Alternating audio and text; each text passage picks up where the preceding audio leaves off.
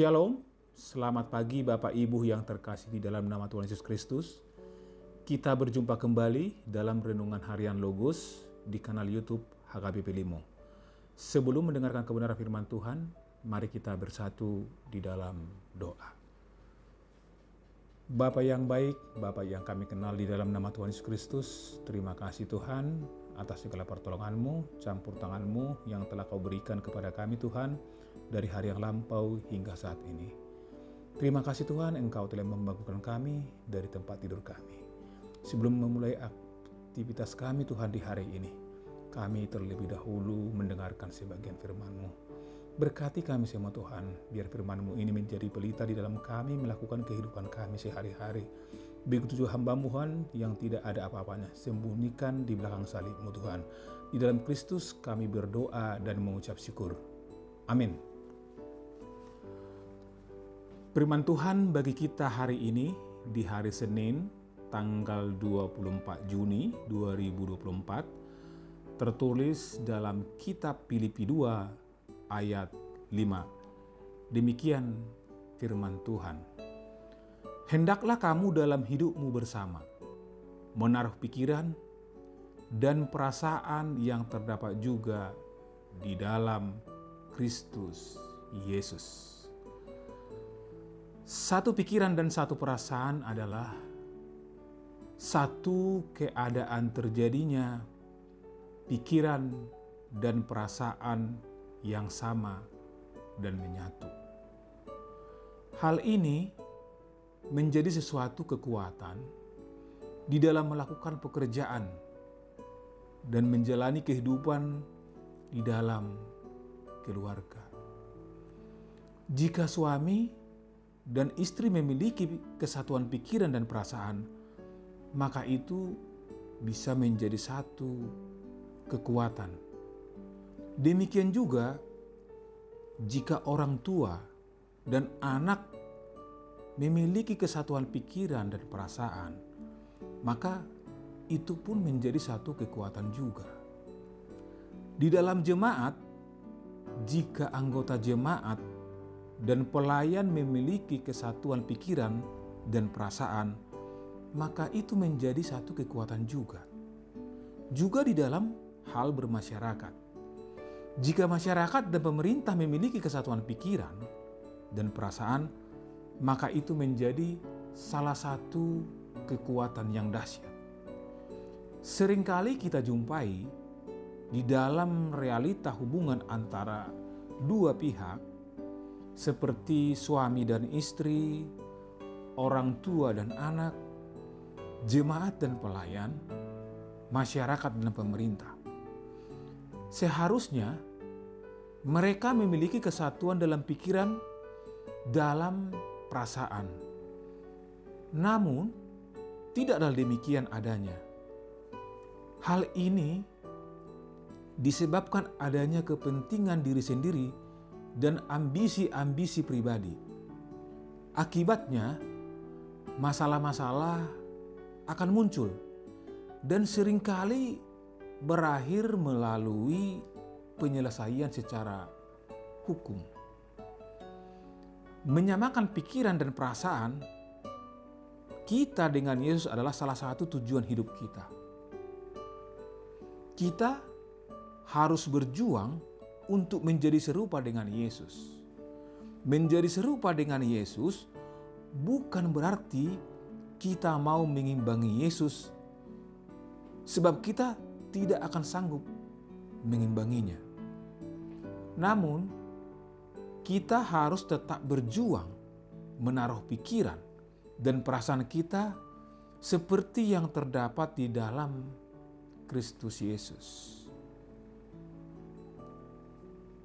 Saudara-saudara kasih dalam Tuhan Yesus Kristus, firman Tuhan hari ini mengajak kita agar hidup bersama. Menaruh pikiran dan perasaan yang terdapat juga di dalam Kristus Yesus. Orang Kristen hidup bukan hanya untuk dirinya sendiri, bukan untuk mementingkan kelompoknya, tetapi juga hidup untuk orang lain. Orang Kristen hidup untuk bertumbuh bersama dengan sesamanya di dalam Tuhan Yesus. Orang Kristen harus membagikan keselamatan untuk semua orang. Kita tidak boleh egois, hanya mementingkan kelompok kita sendiri.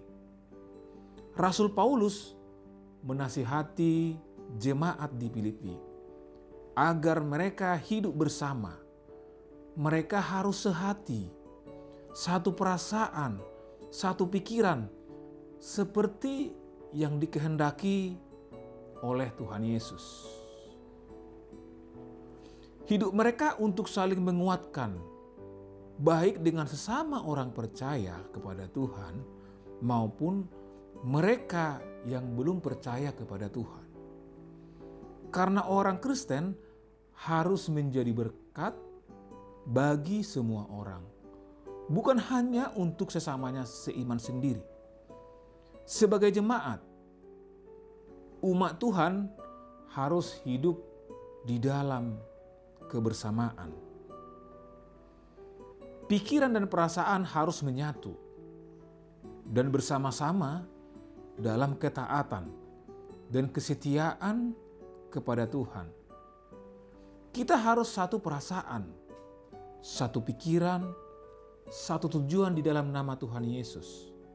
Artinya, kita harus sehati dengan kehendak Tuhan, yakni hidup menurut firman Tuhan.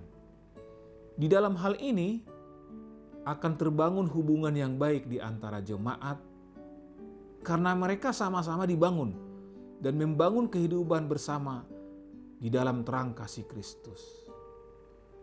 Kesatuan hati dan pikiran dan perasaan jika dilakukan secara konsisten akan meningkatkan keharmonisan dan keserasian hubungan di antara jemaat.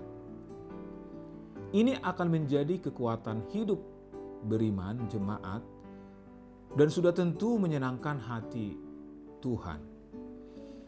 Karena Tuhan berkehendak agar umatnya hidup di dalam kasih mesra dan sungguh dan tulus dalam kebersamaan antara satu dengan yang lain.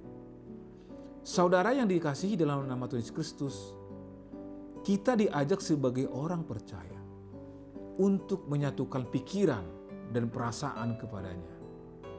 Karena dialah satu-satunya yang harus diteladani. Pola kehidupan Tuhan Yesus yang rendah hati dan melayani tanpa mementingkan diri sendiri, itulah yang harus kita teladani.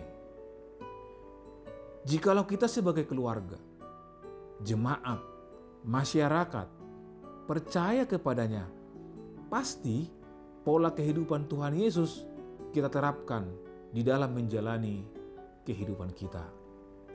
Amin. Mari kita bersatu di dalam doa.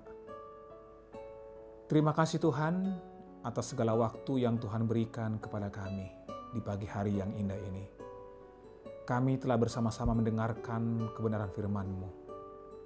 Firman-Mu Tuhan mengajarkan kami untuk satu pikiran, satu perasaan di dalam Kristus Yesus.